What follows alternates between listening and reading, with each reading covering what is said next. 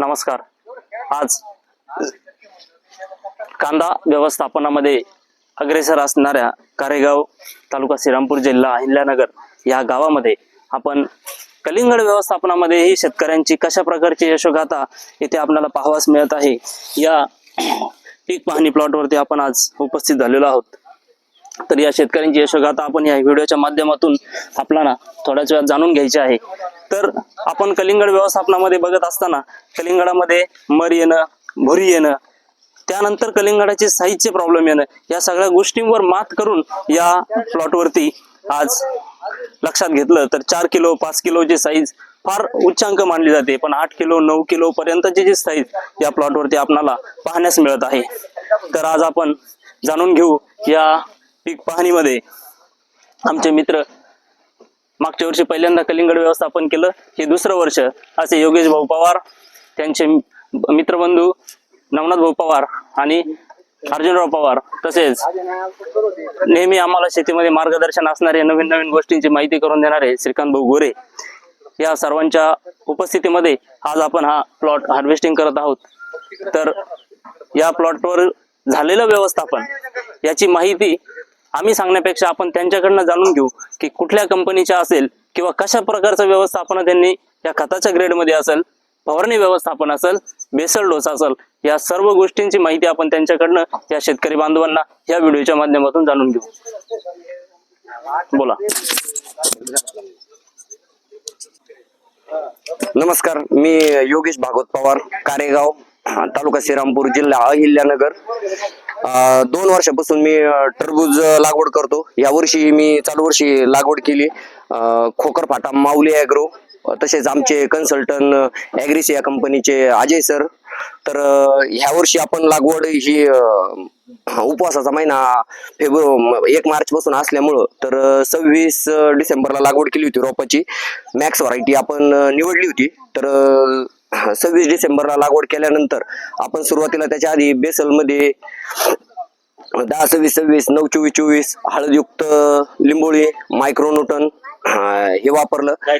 झायटॉनिकची 25 किलोची किट वापरली त्याच्यामध्ये.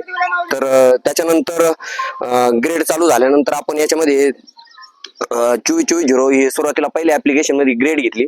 त्याच्या आधी लागवडी सुरुवातीच्या काळामध्ये रोप छोटले असताना 2 डिंचिंग घेतल्या. तर त्याच्यानंतर आपण 14-28 ही ग्रेड घेतली, 5-55-17 ही ग्रेड घेतली ॲग्रिस या कंपनीची. त्याच्यानंतर आपण 5-55-17 नंतर 0-40-37 घेतली, 42-47 हे नंतर फळाच्या भरवणीच्या काळामध्ये ती ग्रेड वापरली.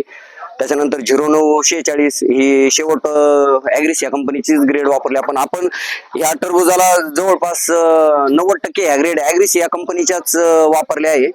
आणि मागच्या वर्षी आपल्याला सरासरी ह्याच कंपनीच्या मार्गदर्शनाखाली आपल्याला 25 टनाच्या पुढून ॲव्हरेज आलं होतं एकरी. तर ह्या वर्षी त्याच्याही पेक्षा फळची क्वालिटी चांगली आहे असं आहे. आज जवळजवळ आपण जर विचार केला तर ह्या फळाचं आम्ही वजन करून बघितलं तर 9 ते 10 किलोच्या आसपास हे फळ भरतंय. योगेशराव, मला एक तुम्हाला सांगू इच्छितो की मागच्या वर्षी आपण देताना फक्त 0946 दिलं होतं शेवटच्या डोस मध्ये. या वर्षी देताना आपण 0946 प्लस पॉन्टिपचा वापर केला. हा वापर केल्यामुळे आज आपल्याला मागच्या वर्षीपेक्षा 1-2 किलो साईज ही प्लस मध्ये जाणवते. म्हणजे दरवर्षी आपल्याला कुठल्याही पिकाचं व्यवस्थापन करत असताना ज्या नवीन काही गोष्टी येतात किंवा नवीन नवीन प्रोडक्ट येतात त्याची माहिती घेत असताना या गोष्टीचा विचार करणं शेतकरी बांधवांना अत्यंत गरजेचं आहे की कुठलं प्रोडक्ट तुम्हाला काय प्लस मध्ये देतंय, काय मायनस मध्ये देतंय. मायनस मध्ये देणारं प्रोडक्ट आपण सोडून द्यायला पाहिजे, प्लस मध्ये दिलेलं प्रोडक्ट आपण यूज करायला पाहिजे. अशा पद्धतीने आज आता पूर्ण प्लॉट हार्वेस्टिंग झाल्यापर्यंत नंतर आपली अपेक्षा आहे का 26-27 टनाच्या प्लस इथं ऍव्हरेज मिळणं अपेक्षित आहे. तर आज ज्यांनी हा प्लॉट खरेदी केला, आज हा कलिंगड व्यवस्थापनाचा प्लॉट ज्यांनी घेतला आमचे मित्र कलिंगडाचे व्यापारी वाणी साहेब, तर हे पण 1 मिनिट बोलतील का साईज विषय काय आहे आणि 1-2 मिनिटात ते व्हिडिओला संपुष्टात आणतील.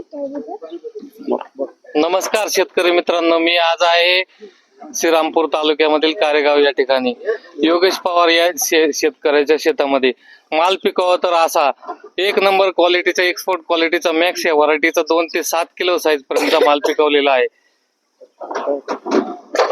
आपण हे फळ कट करून दाखवू की मालाची क्वालिटी कशी ते दाखवा आपण तयार एकदम घ्या बरं हे कापा कोणतं ते तयार आहे पूर्ण हे बघा माल फुल कटिंग फुल साईज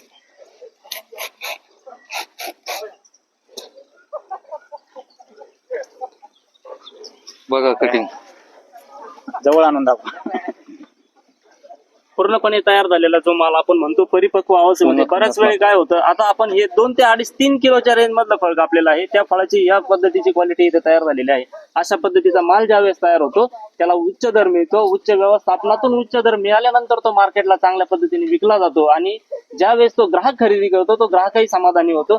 शेतकऱ्याची यशोगाथा अशी असायला पाहिजे की माल पिकवण्यापासून ते विक्रीपर्यंत कशा पद्धतीचं व्यवस्थापन होऊ शकतं आणि व्यवस्थापन झाल्यानंतर खरेदी केलेला ग्राहकही कसा समाधानी राहू शकतं. ही पूर्ण चेन सिस्टम ज्यावेळेस समाधानी असते त्यावेळेस त्या शेतीलाही महत्व येतं आणि त्या व्यापारालाही महत्व येतं.